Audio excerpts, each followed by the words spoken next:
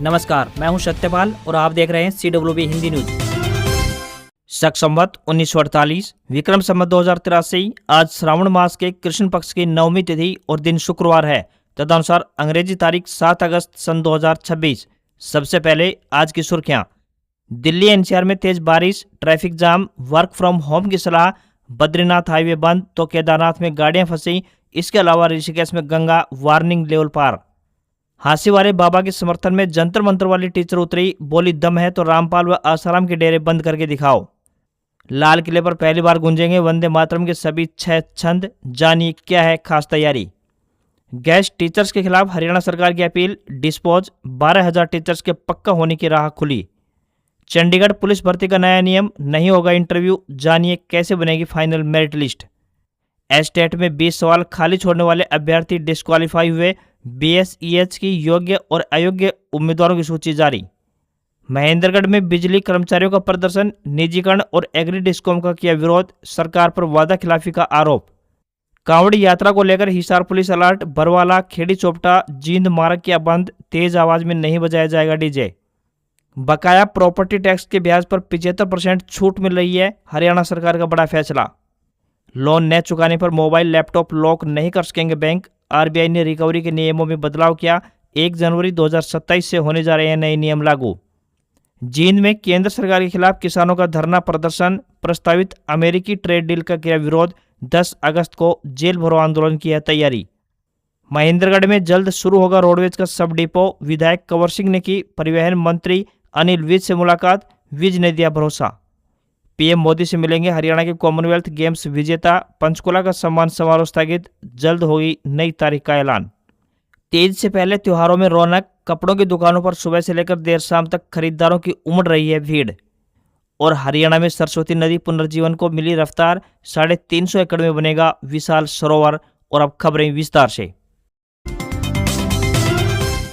हरियाणा में गुरुवार को हिसार, गुरुग्राम, फरीदाबाद, पलवल, पानीपत और रेवाड़ी में जमकर बारिश हुई। वहीं भारी बारिश और जल भराव की स्थिति के कारण गुरुग्राम में नेशनल हाईवे पर मानेसर के पास जाम लग गया। गुरुग्राम पुलिस ने वर्क फ्रॉम होम की एडवाइजरी भी जारी की है। उधर हिसार और रेवाड़ी में जल भराव के कारण लोगों को परेशानी का सामना करना पड़ा। नूंह जिले के PM स्कूल गाँव सार्कस में 3 से लेकर 4 फुट तक पानी भर गया। इसमें बच्चे नहाते हुए नजर आए। वहीं यमुनानगर के रायपुर गाँव के पास पथराला नदी का तटबंध टूटने से नदी का पानी तेजी से आसपास के खेतों में फैल गया। इससे तरुवाला, रायपुर, बलौली, याकूबपुर और उर्जनी समेत आसपास के कई गांवों की सैकड़ों एकड़ भूमि जलमग्न हो गई। उत्तराखंड और हिमाचल प्रदेश में हुई भारी बारिश के बाद यमुनानगर स्थित हाथनीकुंड बैराज पर जलस्तर तेजी से बढ़ा है। इसके बाद बैराज के 18 में से 15 गेट खोलकर 63,110 क्यूसेक पानी दिल्ली की ओर छोड़ा गया।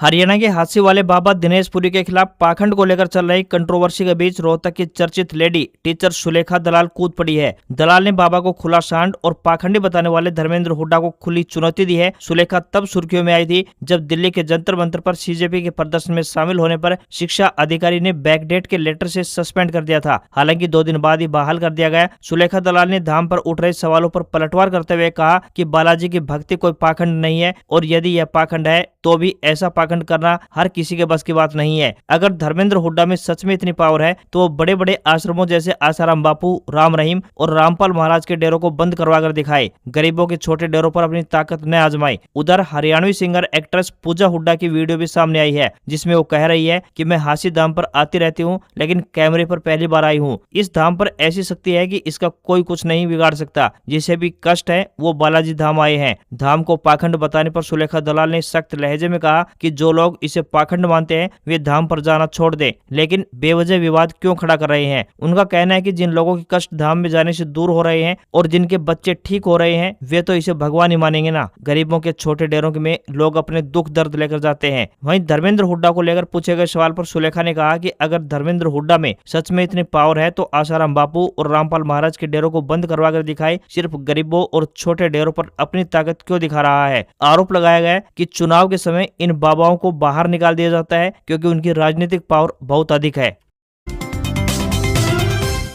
हरियाणा के करीब 12,000 गेस्ट टीचर से जुड़े मामले में पंजाब एंड हरियाणा हाईकोर्ट ने सरकार की ओर से दायर LPA यानी लेटर्स पेटेंट अपील को डिस्पोज कर दिया है। मामले की सुनवाई सुखविंदर सिंह एंड अदर्स के नाम से हुई है। हाईकोर्ट के फैसले के बाद गेस्ट टीचर्स में एक बार फिर उम्मीद जगी है कि सरकार जल्द ही उन्हें नियमित करेगी। परमानेंट होने के बाद इन टीचर्स को सरकारी टीचर्स की तरह कई सुविधाएं मिलेंगी। गेस्ट टीचर्स एसोसिएशन के मीडिया प्रभारी डॉक्टर अजय लोहान ने कहा कि गेस्ट टीचर्स पिछले 20 सालों से सरकारी स्कूलों में अपनी सेवाएं दे रहे हैं। सरकार ने साल 2014 में इन टीचर्स को नियमित करने का वायदा किया था। बता दें कि हरियाणा सरकार ने अदालत में दलील दी थी कि याचिकाकर्ताओं की नियुक्ति केवल अस्थायी व्यवस्था के तौर पर की गई थी। वे नियमित भर्ती प्रक्रिया के तहत नियुक्त नहीं हुए थे, इसलिए वे परमानेंट करने के पात्र नहीं है। लेकिन कोर्ट ने सरकार के इस तर्क को खारिज कर दिया। कोर्ट ने अपने फैसले में शिक्षकों की भूमिका पर भी विस्तृत टिप्पणी की है। अदालत ने कहा कि शिक्षक समाज और राष्ट्र निर्माण की आधारशिला होते हैं, उन्हें मनमाने ढंग से स्पेयर की तरह इस्तेमाल नहीं किया जा सकता। 20 वर्षों तक संविदा पर काम लेने के बाद राज्य अब यह नहीं कह सकता कि वे केवल अस्थायी कर्मचारी थे।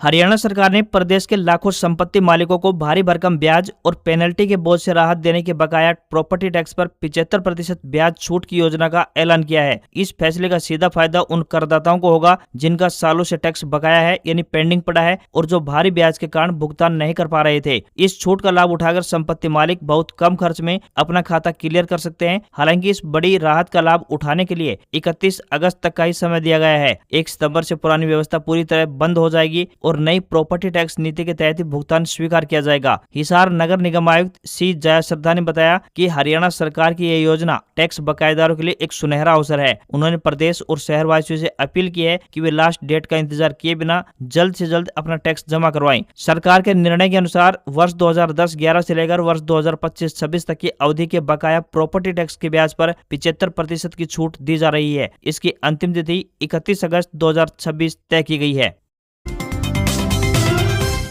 शुक्रवार सुबह से हो रही लगातार तेज बारिश ने गुरुग्राम की रफ्तार थाम दी। शहर के कई हिस्सों में घुटनों तक पानी भर गया, जिससे जनजीवन बुरी तरह से प्रभावित हुआ। हालात को देखते हुए प्रशासन ने सभी निजी कंपनियों और कारपोरेट कार्यालयों के लिए वर्क फ्रॉम होम एडवाइजरी जारी की। राजीव चौक, इफ्को चौक, सोना रोड और दिल्ली गुरुग्राम एक्सप्रेसवे समेत कई प्रमुख चौराहों और सर्विस लेन पर जलभराव हो गया। कई वाहन पानी में बंद हो गए, जिससे सुबह ऑफिस समय में लंबा जाम लग गया। कई जगहों पर वाहन रेंगते हुए नजर आए और लोगों को घंटों तक परेशानी झेलनी पड़ी। लोगों से अनावश्यक यात्रा से बचने और वैकल्पिक मार्ग अपनाने की भी प्रशासन ने अपील की है। वहीं स्थानीय लोगों का आरोप है कि मानसून के दौरान की गई खुदाई से सड़क पर कीचड़ फैल गया और कई वाहन उसमें फंस गए। लोगों ने इसे प्रशासनिक लापरवाही बताते हुए जिम्मेदार अधिकारियों पर कार्रवाई की भी मांग की है। साथ ही नागरिकों से भी कचरा नालों में न फेंकने और सार्वजनिक व्यवस्था बनाए रखने में सहयोग करने की अपील की गई है।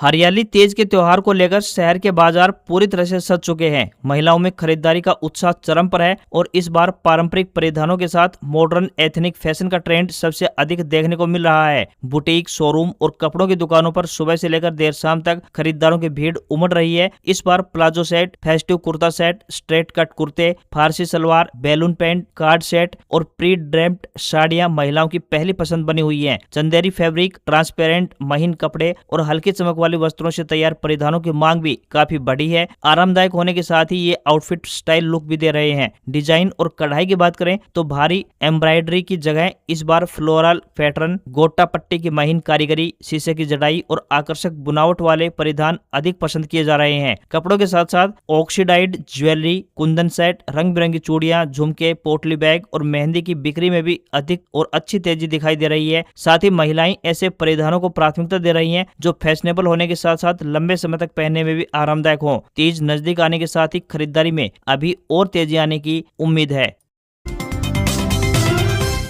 चंडीगढ़ पुलिस में ग्रुप सी एग्जीक्यूटिव पुरुष और महिला कांस्टेबल भर्ती प्रक्रिया में बड़ा बदलाव किया गया है। नई व्यवस्था के तहत अब अभ्यर्थियों को इंटरव्यू नहीं देना होगा। अंतिम मेरिट केवल लिखित परीक्षा और निर्धारित बोनस अंकों के आधार पर तैयार की जाएगी। इसके लिए द कांस्टेबल भर्ती यानी तीसरा संशोधन नियम 2026 की अधिसूचना जारी कर दी गई है। भविष्य की सभी भर्तियां ट्रांसपेरेंट रिक्रूटमेंट प्रोसेस के दिशा निर्देशों के अनुसार ही होंगी। नई भर्ती प्रक्रिया के तहत 100 अंकों की लिखित परीक्षा आयोजित होगी। अभ्यर्थी कंप्यूटर आधारित टेस्ट यानी CBT या OMR सीट आधारित परीक्षा के माध्यम से शामिल हो सकेंगे। परीक्षा में सभी प्रश्न बहुविकल्पीय यानी MCQ होंगे। इस बार पहली बार नेगेटिव मार्किंग भी लागू की गई है। प्रत्येक सही उत्तर पर 1 अंक मिलेगा, जबकि गलत उत्तर देने पर 0.25 अंक काटे जाएंगे। इसका उद्देश्य अनुमान के आधार पर उत्तर देने की प्रवृत्ति को रोकना है। पहले की भर्ती प्रक्रिया में नेगेटिव मार्किंग का प्रावधान नहीं था। लिखित परीक्षा में सफल अभ्यर्थियों को ही अगले चरण के लिए बुलाया जाएगा। इसके तहत फिजिकल एंड्यूसमेंट टेस्ट और फिजिकल मेजरमेंट टेस्ट आयोजित होंगे। केवल इन चरणों को पूरा करने वाले अभ्यर्थी ही अंतिम चरण प्रक्रिया में शामिल रहेंगे।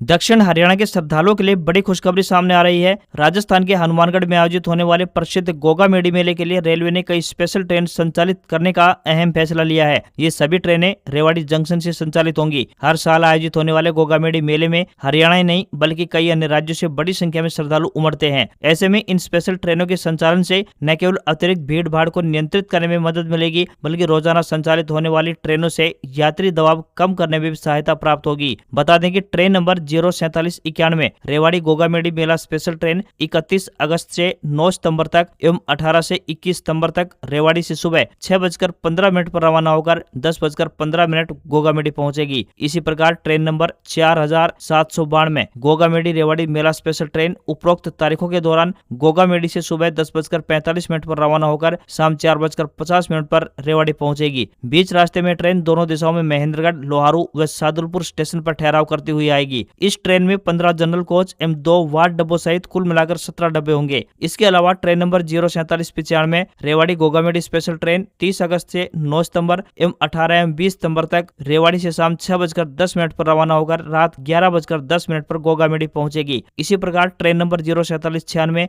गोगा मेडी रेवाड़ी मेला स्पेशल ट्रेन 30 अगस्त से 9 सितंबर तक एवं 18 से 20 सितंबर तक गोगा मेडी से रात 11:40 पर रवाना होकर सुबह 5:15 पर रेवाड़ी पहुंचेगी। वहीं ट्रेन नंबर 04707 सादलपुर गोगा मेडी मेला स्पेशल ट्रेन 28 अगस्त से लेकर 26 सितंबर तक सादलपुर से रात 11:35 पर रवाना होकर दोपहर बाद 1:20 पर गोगा मेडी पहुंचेगी। कॉमनवेल्थ गेम्स में देश और हरियाणा का नाम रोशन करने वाले खिलाड़ियों के सम्मान के लिए हरियाणा सरकार की ओर से 7 अगस्त को यानी आज होने वाले पंचकुला के ताऊ देवलाल स्टेडियम में प्रस्तावित कार्यक्रम फिलहाल स्थगित कर दिया गया है। कॉमनवेल्थ गेम्स के पदक विजेता खिलाड़ी अब 10 अगस्त को प्रधानमंत्री श्री नरेंद्र मोदी से मुलाकात करेंगे। इसी को देखते हुए राज्य सरकार ने शुक्रवार को प्रस्तावित सम्मान समारोह स्थगित करने का फैसला लिया। सरकार की ओर से अब प्रधानमंत्री से खिलाड़ियों की मुलाकात के बाद जल्द ही भव्य सम्मान समारोह आयोजित किया जाएगा। मुख्यमंत्री नायब सिंह सैनी की मौजूदगी में होने वाले इस कार्यक्रम में पदक विजेता खिलाड़ियों के साथ कॉमनवेल्थ गेम्स में भारत का प्रतिनिधित्व करने वाले खिलाड़ियों को भी सम्मानित किया जाएगा। भारत ने कुल मिलाकर 13 स्वर्ण पदक जीते हैं, जिनमें से 7 स्वर्ण पदक अकेले हरियाणा के खिलाड़ियों के खाते में आए हैं। हरियाणा के खिलाड़ियों ने कुल मिलाकर देश के लिए 10 पदक जीते हैं। हरियाणा सरकार ने सरस्वती नदी के पुनर्जीवन अभियान को धार्मिक आस्था के साथ जल संरक्षण, भूजल सुधार और पर्यटन विकास से जोड़ने की दिशा में कदम तेज कर दिए हैं। सीएम ने कहा कि सरस्वती नदी धार्मिक आस्था का विषय होने के साथ ही भारत की प्राचीनतम सभ्यता और संस्कृति की महत्वपूर्ण धरोहर भी है। उन्होंने आदि बद्री सहित सरस्वती नदी से जुड़े सभी विकास कार्यों में तेजी लाने पर जोर दिया। बैठक में अधिकारियों ने बताया कि करीब 350 एकड़ क्षेत्र में सरस्वती सरोवर विकसित किया जा रहा है। मुख्य जलाशय के लिए अब तक करीब 10 लाख क्यूसेक मिट्टी की खुदाई पूरी हो चुकी है। प्राचीन सरस्वती सहायक नदी के सौंदर्यीकरण, घाटों तक पहुंचने के लिए सीढ़ियों के निर्माण और सांस्कृतिक कार्यक्रमों के लिए शेड विकसित करने की योजना तैयार की गई है। सरकार नदी किनारे आधुनिक सुविधाओं से लैस घाट और अत्याधुनिक पुल भी बनाएगी। प्राचीन मंदिरों के जीर्णोद्धार, जल संरक्षण संरचनाओं के निर्माण, तालाबों की सफाई और सौंदर्यीकरण, नदी के सीमांकन और सफाई का काम भी किया जाएगा। साथ ही पिहोवा में संग्रहालय और व्याख्या केंद्र स्थापित करने की योजना पर भी विचार चल रहा है। देश के 80वें स्वतंत्रता दिवस समारोह को इस बार नई पहचान देने की तैयारी की गई है। ऐतिहासिक लाल किले पर आयोजित होने वाले मुख्य कार्यक्रम की थीम वंदे मातरम रखी गई है। पूरे परिसर को इस थीम के अनुरूप सजाया जा रहा है। पहली बार समारोह के दौरान राष्ट्रगीत वंदे मातरम के सभी 6 छंद गाए जाएंगे, जिससे पूरे आयोजन में देशभक्ति का विशेष माहौल देखने को मिलेगा। लाल किले के मुख्य प्रवेश द्वार पर बड़े अक्षरों में वंदे मातरम अंकित किया जा रहा है। दर्शक दीर्घा को भी सांस्कृतिक और आध्यात्मिक स्वरूप दिया गया है। विभिन्न बैठने वाले सेक्टरों के नाम गंगा, यमुना, यमुना, गोदावरी, कावेरी सहित देश के प्रमुख नदियों के नाम पर रखे गए हैं। इस वर्ष देश वंदे मातरम की 150वीं वर्षगांठ बना रहा है। इसी क्रम में स्वतंत्रता दिवस समारोह में राष्ट्रगीत को विशेष स्थान दिया गया है। कार्यक्रम की शुरुआत राष्ट्रगीत से होगी, जिसके बाद आगे की औपचारिकताएं संपन्न होंगी। स्वतंत्रता दिवस समारोह को लेकर दिल्ली पुलिस, अर्धसैनिक बल और केंद्रीय सुरक्षा एजेंसियां पूरी तरह से मुस्तैद हैं। लाल किला और आसपास के इलाकों को सुरक्षा घेरे में लिया गया है। पूरे परिसर में बड़ी संख्या में हाई डेफिनेशन सीसीटीवी कैमरे लगाए गए हैं। साथ ही आसमान से निगरानी के लिए एंटी ड्रोन सिस्टम भी सक्रिय किया गया है। Ex serviceman contributory health scheme यानी ECHS अंबाला द्वारा विभिन्न पदों पर ऑफलाइन माध्यम से भर्ती के लिए आधिकारिक नोटिफिकेशन जारी किया गया है। इस भर्ती के अंतर्गत चौकीदार, चपरासी, सफाई वाला, driver, clerk, pharmacist, data entry operator, lab technician, nursing assistant सहित कुल मिलाकर 53 पदों पर आवेदन आमंत्रित किए गए हैं। इच्छुक एवं योग्य उम्मीदवार निर्धारित तिथि से पहले ऑफलाइन माध्यम से आवेदन कर सकते हैं। आवेदन करने की अंतिम तिथि 11 अगस्त है। अलग अलग पदों के अनुसार अभ्यर्थी का 8वीं, 10वीं, स्नातक, डिप्लोमा, फार्मेसी, DMLT, GNM व संबंधित ट्रेड एवं अनुभव होना आवश्यक है। इन सभी फॉर्मों के लिए किसी से भी कोई शुल्क नहीं लिया जाएगा। सैलरी 21,800 रुपए से लेकर 36,500 रुपए पर मंथ पर पोस्ट वाइज मिलेगी। जींद के लघु सचिवालय परिसर में संयुक्त किसान मोर्चे का धरना गुरुवार को भी जारी रहा। इस दौरान किसानों ने केंद्र सरकार की नीतियों और अमेरिका के साथ प्रस्तावित ट्रेड डील का विरोध किया। उन्होंने इस डील को किसानों हितों के खिलाफ बताया। धरने की अध्यक्षता बलदेव ढाकल ने की, जबकि संचालन बलजीत मांडी ने किया। किसान नेता चंद्रभान ने धरना सभा को संबोधित करते हुए कहा कि केंद्र सरकार द्वारा अमेरिका के साथ की जा रही ट्रेड डील किसानों को आर्थिक रूप से कमजोर करने की साजिश है। उन्होंने आरोप लगाया कि इस समझौते के लागू होने पर देश के किसानों की आजीविका और कृषि व्यवस्था पर सीधा असर पड़ेगा। उन्होंने कहा कि किसान अपनी फसल और आने वाली पीढ़ियों के भविष्य की रक्षा के लिए हर स्तर पर संघर्ष करने को तैयार हैं। उन्होंने बताया कि राष्ट्रीय संयुक्त किसान मोर्चे के आह्वान पर 10 अगस्त को देश भर के सभी जिला मुख्यालयों पर जेल भरो आंदोलन आयोजित किया जाएगा। इस आंदोलन के लिए गांव-गांव जाकर किसानों को जागरूक किया जा रहा है। दावा किया गया कि नरवाना क्षेत्र से भी सैकड़ों किसान जींद पहुंचकर स्वेच्छा से गिरफ्तारी देंगे। वहीं किसान नेताओं ने स्पष्ट किया है कि यह आंदोलन पूरी तरह से शांतिपूर्ण रहेगा। इसका मुख्य उद्देश्य सरकार तक किसानों की मांगों और चिंताओं को पहुंचाना है। उन्होंने अधिक से अधिक किसानों से इस आंदोलन में शामिल होने की भी अपील की है। हरियाणा विद्यालय शिक्षा बोर्ड यानी BSEH ने हरियाणा अध्यापक पात्रता परीक्षा यानी HTET के अयोग्य व योग्य अभ्यर्थियों की लिस्ट जारी की है। जिन अभ्यर्थियों ने 20 से अधिक प्रश्नों के उत्तर नहीं दिए थे, उन अभ्यर्थियों को डिस्क्वालीफाई किया गया है। वहीं अन्य अभ्यर्थियों को अब बायोमेट्रिक के लिए बुलाया गया है। क्वालिफाई अभ्यर्थियों को 10 से 12 अगस्त तक अपनी बायोमेट्रिक करनी होगी। शिक्षा बोर्ड के चेयरमैन शंकर धूपड़ ने कहा कि इसलिए अयोग्य घोषित किया गया है क्योंकि उन्होंने OMR यानी उत्तर पुस्तिका में 20 से अधिक प्रश्नों के लिए 4 में से किसी भी गोले को काला नहीं किया गया था। जैसा कि परीक्षा शहर की सूचना पर्ची और प्रवेश पत्र बिंदु संख्या 6 में दिए गए निर्देशों में बताया गया था। इसलिए ऐसे उम्मीदवारों की OMR यानी उत्तर पुस्तिकाओं का मूल्यांकन नहीं किया गया है और उनकी उम्मीदवारी अयोग्य मानी जाएगी। जो अभ्यर्थी HTET परीक्षा में क्वालिफाई हुए हैं, उनकी बायोमेट्रिक करवाई जाएगी। बायोमेट्रिक वेरिफिकेशन के लिए 10 से 12 अगस्त तक का समय दिया गया है। बायोमेट्रिक के लिए प्रदेश के 22 जिलों में जिला वाइज बायोमेट्रिक सेंटर बनाए गए हैं, जहाँ पर अभ्यर्थी जाकर अपनी इच्छा अनुसार बायोमेट्रिक करवा सकते हैं। इस अवधि के दौरान अभ्यर्थियों को सुबह 9 बजे से लेकर शाम 5 बजे तक ही संबंधित केंद्र पर जाकर अपनी बायोमेट्रिक वेरिफिकेशन करवाना अनिवार्य होगा।